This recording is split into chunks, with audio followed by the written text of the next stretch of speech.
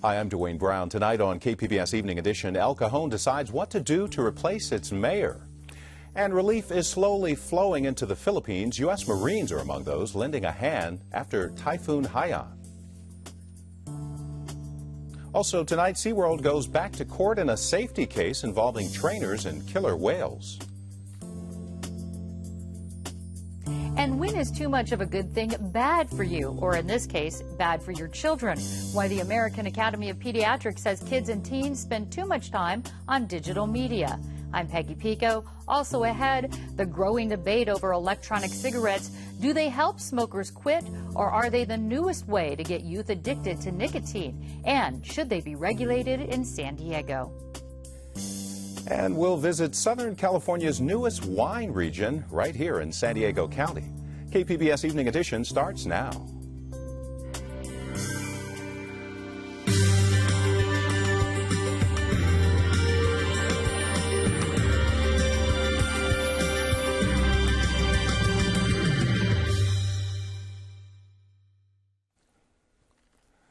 Hi, good evening. Thanks for joining us. The official death toll from last week's typhoon in the Philippines is nearly 1,800 tonight, but it's expected to go much higher, possibly up to 10,000.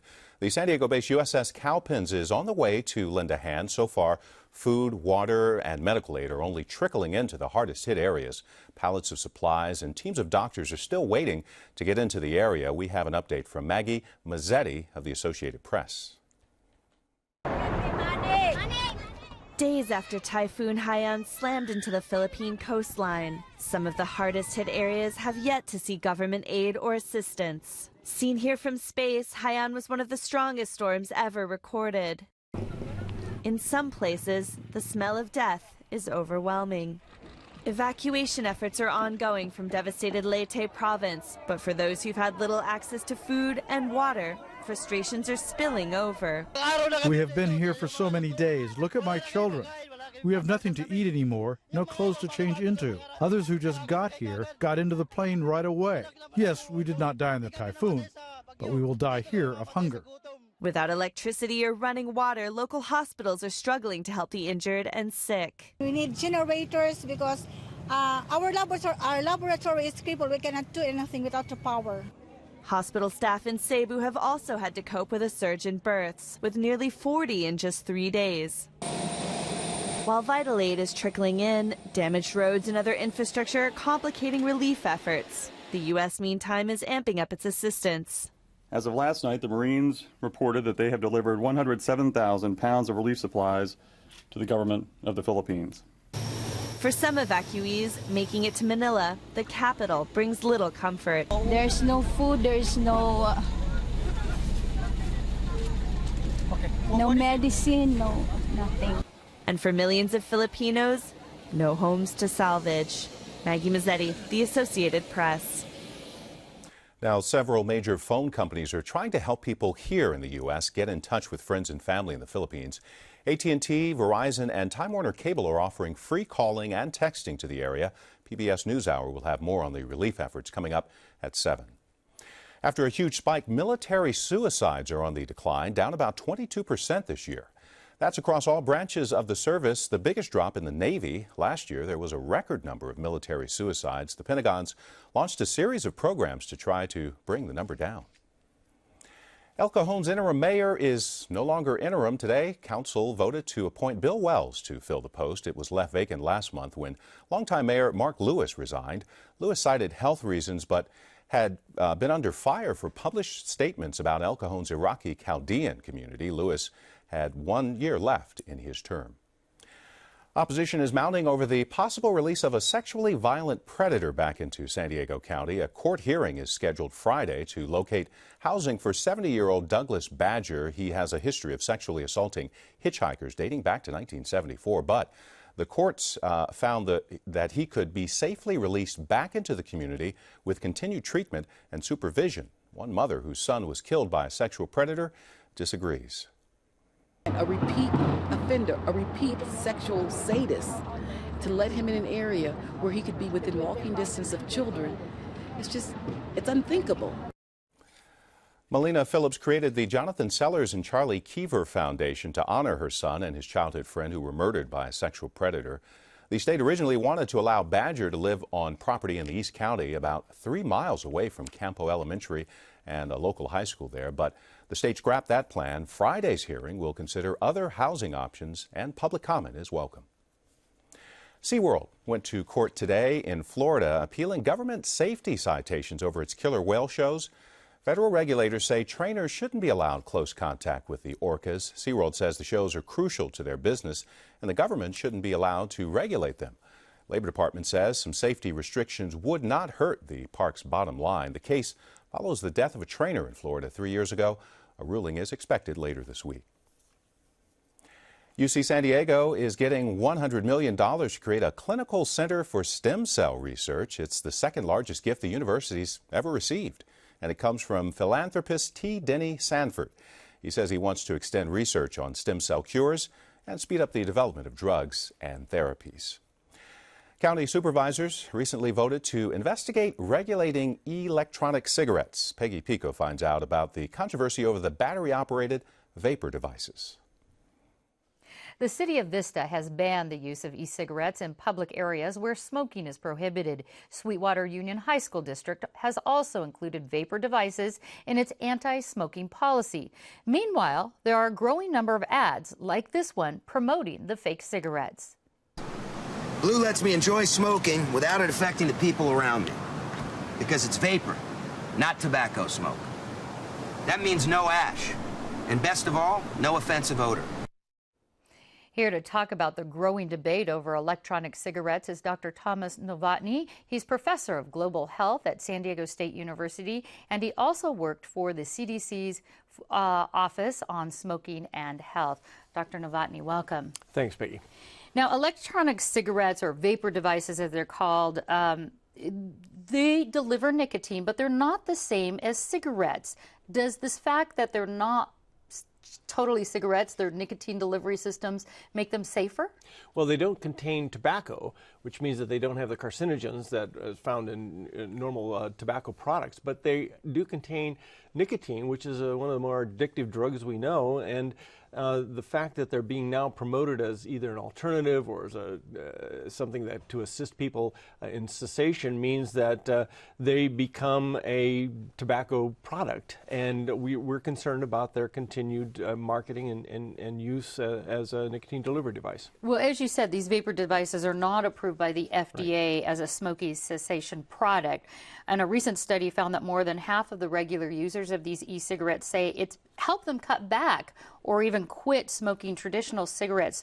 So could these be used as like a nicotine patch alternative in order to help people quit? Well, I think that's the way they're being marketed in part, but the fact of the matter is that most of the smokers use them as a dual-use product. That means they're smoking and they're able to use these things in places where they can't smoke the cigarettes and maintain the nicotine addiction. And in fact, the tobacco companies, the industry, is buying up some of the manufacturers of these things so that they can maintain their market share, and it becomes part of the whole smoking market. What about secondhand vapor? Does nicotine go into the vapor like it does in the cigarettes? Does it come out in like secondhand smoke would in the vapor? Well, nicotine, yes, I'm sure it does, and we don't know exactly what's in the vapor. These products are not regulated, from one brand to another. We don't know exactly what comes out of them, and none of this has been really tested for safety in terms of its secondhand vaping. Well, County Supervisor Dave Roberts voiced some concern that e-cigarettes could be what he called a gateway to other tobacco products, and some say marketing ads like the one we're going to see right now are misleading and targeting youth. That is a big concern, and the youth have been increasing in their use and experimentation with these things, and that should concern us as well.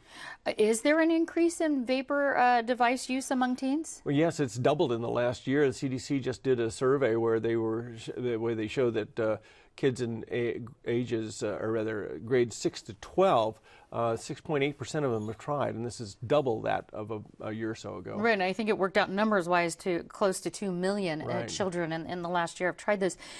County Supervisor Bill Horn says the measure to regulate these devices is over-regulation and it's micromanagement. Vapor Craze is a store, it's a chain store that's right across the street here from the SDSU campus. It sells devices and it provides a comfortable place for those over age 18 to engage in what's called vaping, the act of inhaling this vapor. Do you think that you could regulate stores like these? Would that be helpful as far as maybe not regulating the devices, but regulating where the stores can be? Well, and where the smoking can be, the vaping. I mean, that's a responsibility that the local and state governments can take on and regulate them as they have regulated smoking in public places, which has been a great benefit, public health benefit and social benefit to non-smokers and smokers as well. And you know, I think the critical thing here is that this vaping sort of helps to renormalize smoking. And that's a big concern because it's now going to be marketed as something you can do in places where you can't smoke, and so therefore we can continue to have this sort of culture of smoking that really isn't helpful. What's the most important thing you want people to take away as far as what you want them to know about e-cigarettes in this sort of unknown time right now? Yeah. Well, I think it's just really hard to understand why this product has been marketed so much to encourage people to inhale an unknown chemical substance that contains an addictive drug that will ultimately lead to a sustained use for something that we don't know has any health benefits at all. And I think that it needs to be regulated. It needs to be regulated as a tobacco product by the FDA and by the state and local authorities in terms of smoking in public places. Okay, well, a whole lot more on our website, Professor Novotny. Thank you very much. Thank you. I really appreciate your interest in this.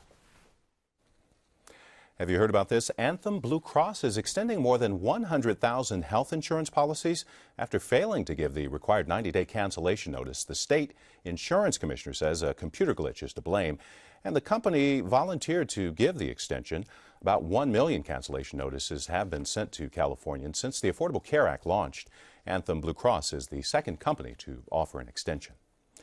Cancellation notices, rising premium rates are pushing some folks to consider opening health savings accounts. Joining us to talk about that in her Second Opinion series is Speak City Heights reporter Megan Burks. So Megan, we're looking at health savings accounts this week? Yeah, if you're not familiar, they're accounts excluded from your taxable income that you can only use to cover health expenses. I spoke with Deb Cooperman of La Jolla, who has one of these accounts. She wants to know if there are any insurance policies sold on Covered California that will complement it. Here's her question. My question is, I have an HSA, which is a health savings account, which requires a high deductible. Can I get that in the Affordable Care Act? So, Megan, walk us through a health savings account. What kind of coverage do you have to have? So the federal guidelines on HSAs say you must buttress your account with a high deductible insurance policy. For 2014, the deductible must be at least $1,250 for an individual and $2,500 for a family. And can you find plans like that on California's exchange? You can. You'll find them in both the individual and small business sections of the exchange. They're typically bronze level plans, and they'll be labeled HSA compatible at the top. And they will come with a subsidy if you're eligible. And is there anything else folks, Megan, should know about HSAs and the Affordable Care Act? Yeah, the law did mix things up a bit. You can no longer use an HSA to purchase drugs without a prescription. It also upped the penalty for non-medical spending from 10 to 20%. Something the law did not change for HSAs, coverage for dependents. They're cut off at age 24, not at age 26 like in most other plans under the Affordable Care Act. Now, if you have your own question about the Affordable Care Act, you can send it to me at kpbs.org/secondopinion.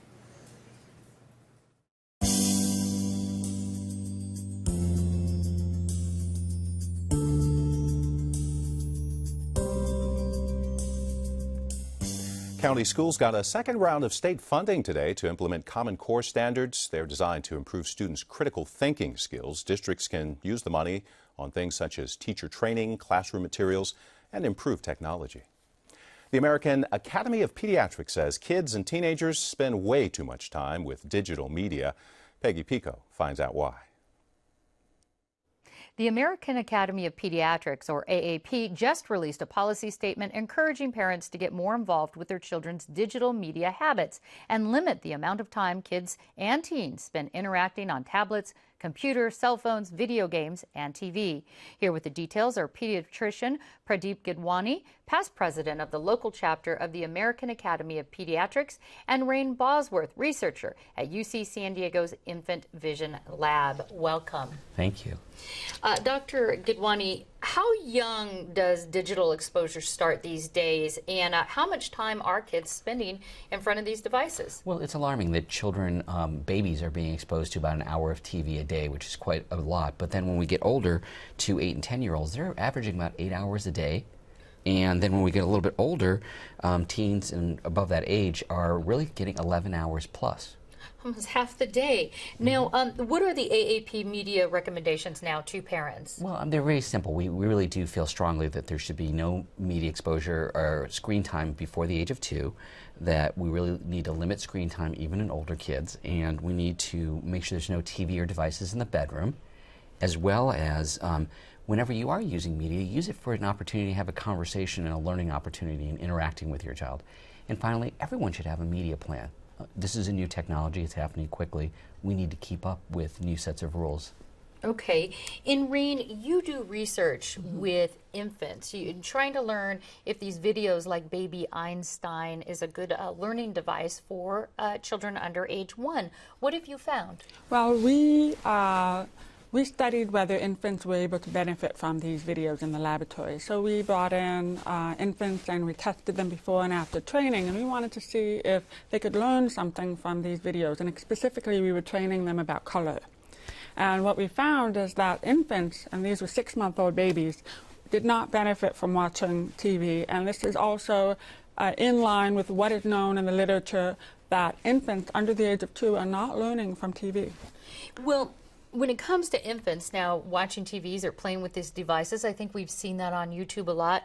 How much time are infants under age 1 spending with media? Well, surprisingly, many infants are watching TV up to an hour a day. And even though the American Academy of Pediatrics is recommending no TV for infants, more infants are watching TV than should not be.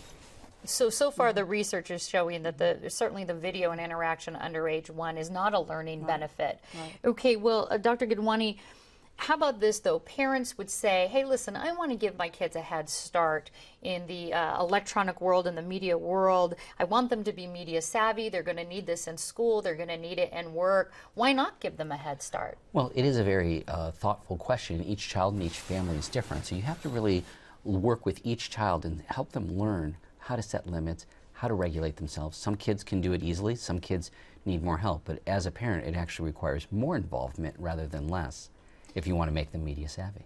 So what tips could you offer parents that come into the office and say, all right, I'm going to try to follow these guidelines? I mean, how can you tell a parent that already has kids playing with these devices, you know, whoa, rein it back a little bit? Well, of course we want to limit things, but we also want to give suggestions on what works, and really the basics work. It's interact with your kids, reading your kids, telling stories together, mealtime, turning off the devices, and really having the time to interact. Babies and actually all children learn through interaction, and so the more we interact with our children, the more we teach them ourselves, the more they learn, and they're happy with the simplest things. So when you say interact, you're talking about watching the movies and doing the video games with them? Absolutely, but also unstructured time, storytelling, having them use their imagination, having them tell you about their day, those pieces that can make that social connection between parent and child. And Rain, you don't just study this, you have 2 children at home. How easy or difficult has this been for you to try to implement sort of a no media policy? Yes, it's definitely a struggle. My kids fight over the media, over control for the media, and I do see emergence of attention deficits, and so what I try to do is cap the amount of time to an hour a day. Okay. Yeah. So they get a little. Yeah. All right. Thank you both so much for the information on this. Thank you. I'm Judy Woodruff. On the next News Hour, former Vice President Dick Cheney on his new book, Heart, an American Medical Odyssey. That's Tuesday on the PBS News Hour. When you think of California wine tasting destinations, places like Napa, Sonoma, or Temecula may come to mind, but one San Diego community is hoping to add its name to the mix. KPBS reporter Susan Murphy tells us about Ramona's budding wine region. Back in the foothills of San Diego's East County, an unusual wine tasting tour is underway. Well, welcome to Wolf and Rose. 20 horseback enthusiasts have gone off the beaten trail to visit some of Ramona's newly opened wine tasting rooms. We grow 8 varieties of red grapes here. Our oldest is our Merlot. It's not quite Napa South, but the hills around Ramona now comprise one of California's fastest growing wine regions, and the area got a boost recently with the advent of tasting rooms, even some that cater to horseback riders. Marilyn Cawley and her husband Stephen own Wolf and Rose Winery. We are one of Ramona's hidden gems, our little boutique winery here. The Cawleys were among the first in Ramona to plant a vineyard. They started growing grapes in 1995 with no real intention or knowledge of making wine. We sometimes tell people that it was a landscaping project that went wrong because they did grow, and we just kept getting deeper and deeper into the project, planting more and more grapes. They just finished harvesting 10,000 pounds of red grapes to make 8 different varietals. Their sprawling property is planted to capacity, just like many of their neighbors. The rural community of rolling hills and scenic landscapes is home to hundreds of family-owned vineyards and 23 licensed wineries. We have people coming from Los Angeles, from San Diego, from all over the world, coming to Ramona now, tasting wine. Bill Schweitzer is known as a pioneer of Ramona's wine region. He owns the 6-acre Paciello vineyard. Like many residents, he didn't know what to do with this property when he bought it. And it was between avocados or grapes or broccoli. And avocados use too much water, and no one ever asks you what kind of broccoli you're planting. Schweitzer says Ramona holds the perfect microclimate for growing some of the best grapes in the world. But he says creating a wine region has been no easy task. It's taken years of hard work, vision, and determination. The process is, first you have to identify yourself. You have to get a name. They got their name in January 2006, the Ramona Valley American Viticultural Area. Schweitzer says the essential AVA federal designation was a huge achievement. 90,000 acres in Ramona Valley are now officially considered a wine grape growing region. Then after that, you have to have a government environment that makes it conducive to making some money building wineries and vineyards. That was accomplished last year with the approval of San Diego County's wine tasting ordinance. It allows boutique wineries to open on-site retail outlets and tasting rooms. Because a wine operation of this size, if you can't have a tasting room, you can't be in business. Richard McClellan and his wife Zoe own Highland Hills Winery. Their new tasting room is open on weekends. Sales are increasing every month. And it's very fun. I love working in the taste room. I talk to people and just learn a lot about everything. People are very interesting to me. I'd probably take that one off. Richard McClellan, a former mechanical engineer, says he's living a retirement dream, but he admits investing in the fruit of the vine is not for the faint of heart. It's not cheap, to plant the vineyard. And then you have to train the vines, prune the vines. It's probably 3 years before you get, the third year you'll get some crop, it's 4 or 5 before it's really producing. The McClellans produce 3,000 gallons of wine in a good year. They sell a half dozen different wines in their tasting room, starting at $20 a bottle. They're excited to see so many vineyards and wineries cropping up because they say they can't be successful in this business alone. Everybody's excited when somebody else opens because they're going to be bringing all their friends and relatives, so it's just bringing more people to all of us. Richard says now that they've overcome the political obstacles, the remaining challenge is getting the word out. There are people who are very surprised to find out that not only is their wine as close as Ramona, but there's good wine here. Back at Wolf and Rose, the Cawleys have their prestigious national and international awards displayed. It gives us more validation that if we're winning against the big boys, then we're doing something right down here. And they hope more wine aficionados will beat a path to their door, even if it's a bridle path. Susan Murphy, KPBS News. Warm temperatures on tap for another day with a gradual cool down starting Thursday for San Diego. A mix of sun and clouds along the coast. Near 80 tomorrow before dropping into the 70s. Likewise for the inland valleys with temperatures there in the 80s. Sunny in the mountain areas, mostly in the 70s, then cooling into the low 60s on Friday. And in the desert, sunshine with highs in the 80s. Nighttime temperatures down into the 50s. Here's a recap of our top stories now. A San Diego-based Navy ship is on the way to the Philippines tonight. The crew of the USS Cowpens will help with relief efforts after last week's typhoon. The death toll from the storm is just under 1,800, but it could certainly go up to at least 10,000. After a huge spike, military suicides are on the decline, down about 22% this year. That's across all branches of the service, the biggest drop in the Navy. Last year, there was a record number of military suicides. The Pentagon's launched a series of programs to try to bring the number down. And SeaWorld went to court today in Florida, appealing government safety citations over its killer whale shows. Federal regulators say trainers shouldn't be allowed close contact with the orcas. SeaWorld says the shows are so crucial to their business, the government shouldn't be allowed to regulate them. Labor Department says some safety restrictions would not hurt the park's bottom line. The case follows the death of a trainer in Florida 3 years ago. A ruling is expected later this week. You can find tonight's stories and download the KPBS app all on our website, kpbs.org/evening edition. Thanks for joining us. Good night.